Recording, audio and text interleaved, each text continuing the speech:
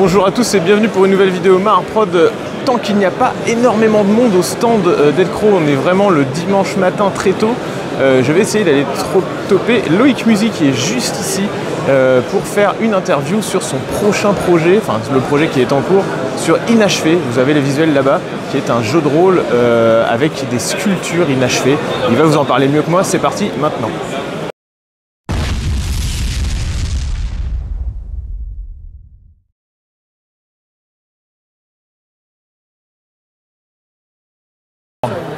Alors bonjour à tous, on est sur le stand de d'Elcro, l'éditeur de Inachevé, avec Loïc Musi. Bonjour. Et bah alors l'idée c'est de faire une petite interview.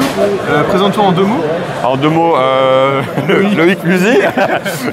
Alors moi je suis illustrateur dans le milieu du jeu de rôle depuis une bonne dizaine d'années maintenant, depuis 2011 si je dis pas de bêtises. Et donc j'illustre essentiellement l'Appel de Cthulhu. Je travaille chez Chaosium en in-house comme ils disent les Américains. C'est en employé en gros? Ouais c'est ça, en employé. En gros je suis interne avec d'autres illustrateurs et on travaille sur toutes les gammes. Et puis je fais aussi un peu de direction artistique, de cohérence graphique, etc. Et puis à côté de ça, je travaille via Chaosium, j'ai des contacts avec Edge et donc Dead Cross qui est traduit certaines productions de Chaosium en France. Et tout naturellement, on est devenus des copains et on fait du jeu de rôle ensemble maintenant, on crée des jeux. Et du coup, avec Inachevé, tu deviens auteur un peu? Alors pas qu'un peu, je suis créateur de l'univers à la base. J'ai créé l'univers, je l'ai proposé à plein d'éditeurs, mais à chaque fois c'était trop chelou pour eux. Ouais. En tout cas, ça manquait d'orques et de gobelins pour que ce soit plus facilement vendable. Et il y a Dead Cross qui a dit oh, moi je prends le risque, moi je suis fou. Et surtout il y a Tricky Stuff qui lui est vraiment tombé amoureux de l'idée. Qui est le deuxième co-auteur. Voilà, qui est devenu le co-auteur et même limite c'est lui qui écrit, parce que moi je suis pas écrivain, je suis dessinateur. Et écrire c'est un métier. Et Tricky Stuff, lui il a pris l'univers en main. Il lui a donné bien plus que ce que j'avais demandé à la base, parce qu'à la base je voulais quelque chose de très flou en termes de background, très flou en termes d'explication, il n'y avait pas non plus de world building. Si tu pitches le truc hyper rapidement, ça donne quoi? Ça donne, vous incarnez des sculptures faites de terre et d'armature qui se réveillent sur un piédestal. Elles ont été abandonnées par leur créateur et elles doivent trouver un sens à leur existence en se trouvant une âme pour devenir un chef-d'œuvre. Et donc des sortes d'encre en fait, c'est ça? C'est ça, c'est des encres, c'est des espèces de pics qui se mettent. Alors c'est pas forcément ils se le font, c'est pas forcément ils se le rendent pour améliorer leur mature, c'est aussi genre s'ils ont une jambe en moins, ils vont l'utiliser pour comme une béquille, ça peut être un bâton, ça peut être une arme. Tu sais, c'est la fable de avec un marteau, tu peux construire une maison ou fracasser le crâne de quelqu'un, ou fabriquer une maison pour mettre des gens et leur fracasser le crâne. Donc en gros c'est que c'est le titre du bouquin, c'est Inachevé.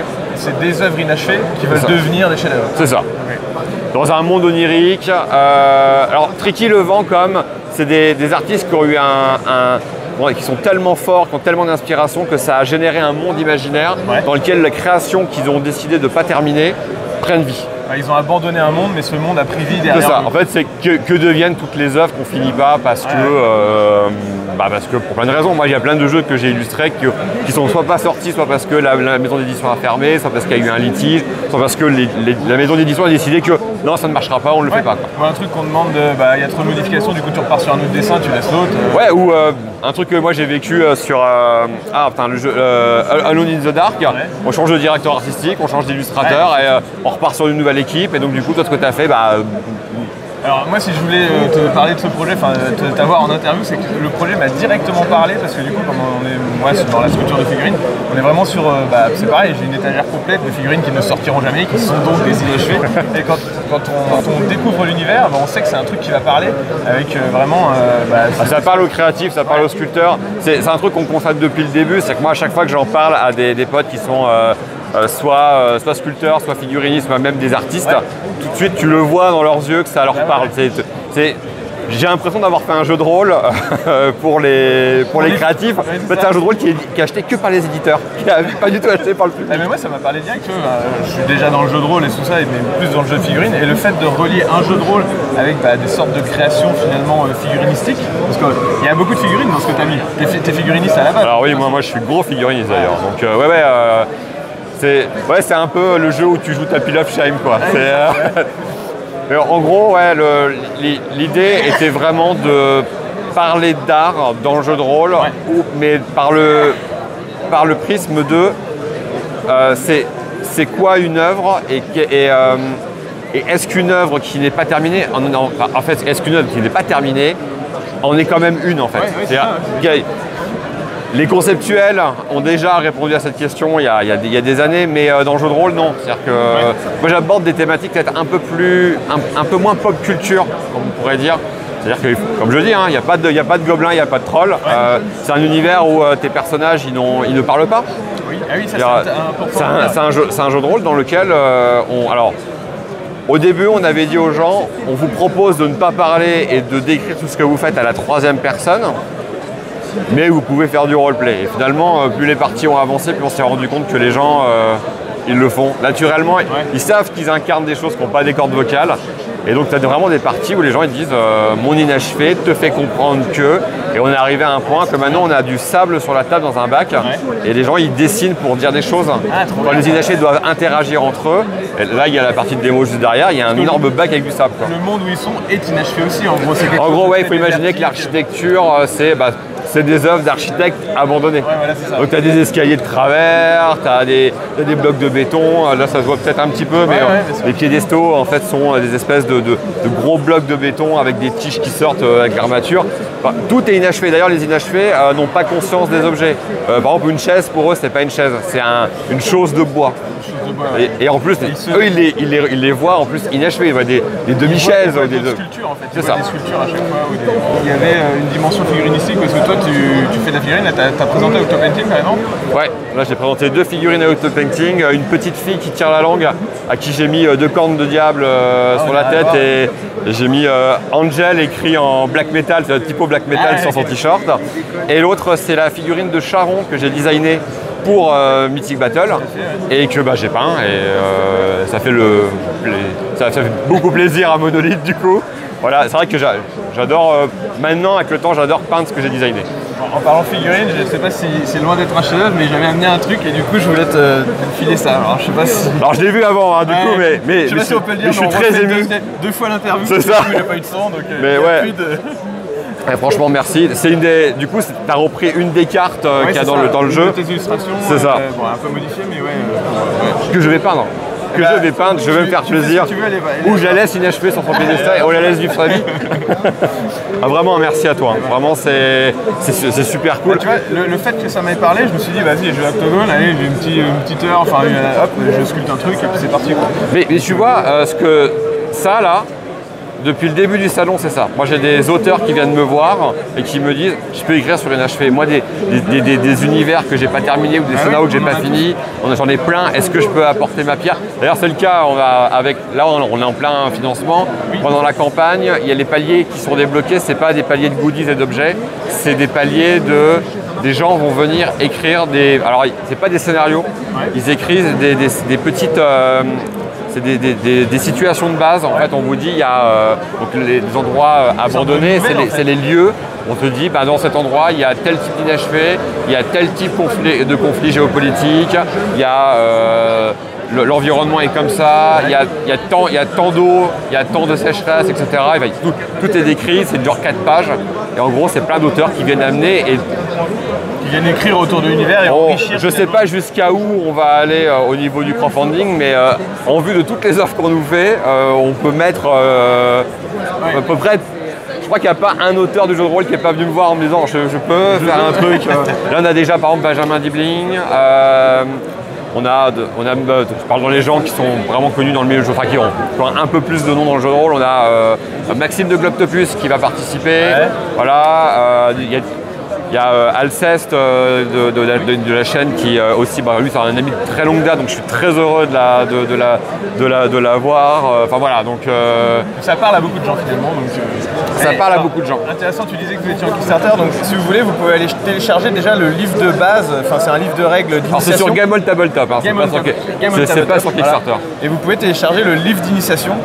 Donc allez voir, il y a tous les liens en description et allez soutenir le projet. Il reste encore des jours au moment où cette vidéo sort. 35 là actuellement. Au moment où la vidéo va sortir, je sais pas. Ouais, mais on a fait le patron a voulu que ce soit long pour que ça finisse pendant l'anniversaire de l'auteur. Donc on a lancé 40 jours de crowdfunding. C'est le crowdfunding le plus long sur lequel j'ai travaillé de ma vie. C'est long, hein. C'est quelque chose que c'est la première fois que tu fais un projet où tu mets autant de toi dedans? Oui. J'ai rarement eu à autant de pourcentage. Je crois à 95%, je suis à fond. En fait, je fais vraiment ce que je veux. Les 5%, c'est des trucs classiques non, ça tu peux pas te le permettre, c'est trop borderline. Et encore, c'est pas un univers qui se prête au trash. Non. C'est un univers où il n'y a pas de sang, c'est un univers où la nudité ne sert à rien. C'est-à-dire que les inachevés, techniquement, même s'ils peuvent avoir une forme physique mâle ou femelle, en fait, ils sont asexués. Et d'ailleurs, on a mis pour l'instant des visuels très humanoïdes, mais en réalité, si tu veux être une boule avec des pattes, d'ailleurs, tu ne choisis pas ton physique dans Inachevé. C'est aléatoire en début de partie et toutes les parties, en tout cas toutes les sessions, que ce soit sur plusieurs scénarios ou pas, commencent toujours par la naissance de l'inachevé. C'est pas un jeu où vous êtes dans une taverne, vous vous connaissez tous.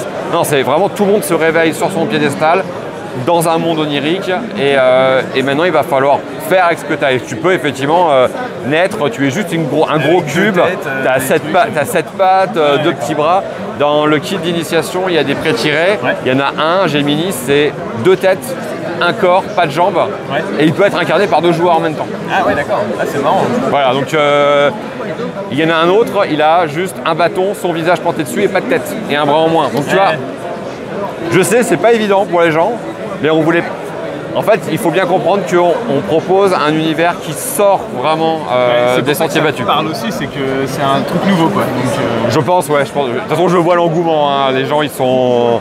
Limite, je pense on serait pas en crowdfunding, on aurait le bouquin sur le stand, les gens ils le prendraient. Parce qu'il y a vraiment ah, je le veux, ça a l'air vraiment top, quoi. Bah écoute, super. Merci à toi. Un petit mot de la fin. Justement, tu fais la liaison avec la figurine. En plus, est-ce que tu te souviens de ta première figurine peinte? Oui, un Space Marine, Marine où t'emboîtes les bras là, où il est comme ça là, tout monobloc, en 98-97. Et ma première vraie figurine que j'ai achetée, que mon père m'a acheté, que j'ai eu à ma collection, c'est un assassin vindicaire. Ah oui, joli. En métal, que j'ai toujours dans un blister. Tu à la figurine avant l'illustration ou tu dessinais déjà? Non, je dessine vraiment de manière assidue depuis que j'ai 5-6 ans. C'est-à-dire quand je dis assidu, c'est je recopie ce que je vois, ça m'intéresse. C'était vraiment Avant, c'était du dessin d'enfant. Alors ma mère m'a montré des très vieux dessins avant que je commence à être un peu plus, que le dessin soit vraiment quelque chose dont j'ai une appétence pour. Effectivement, j'avais déjà des prédispositions, mais effectivement, le moment où je me suis vraiment mis dedans, c'est entre mes 5 et mes 7 ans, je dirais. Et la figurine est arrivée, entre mes... Je sais pas quel âge je devais avoir à l'époque, mais du 98-97, je devais avoir une dizaine d'années. Et donc la figurine est arrivée par là, effectivement, et... Après, t'as pas lâché. Écoute, aujourd'hui, moi j'ai mon bureau de travail, j'ai 14 mètres carrés, donc il y a une partie, la moitié c'est mon travail avec ma bibliothèque et mon ordinateur, et le reste c'est table de jeu et stand de coin de peinture, quoi. Donc, super, merci à toi pour ton temps, je te retiens pas plus longtemps parce que j'imagine que tu as des dédicaces à faire en plus. Donc... Visiblement oui. Écoute, merci beaucoup. Merci à toi et merci pour la figurine. Tu veux de la figurine. Je vais la peindre. Je vais la peindre. Merci. Allez.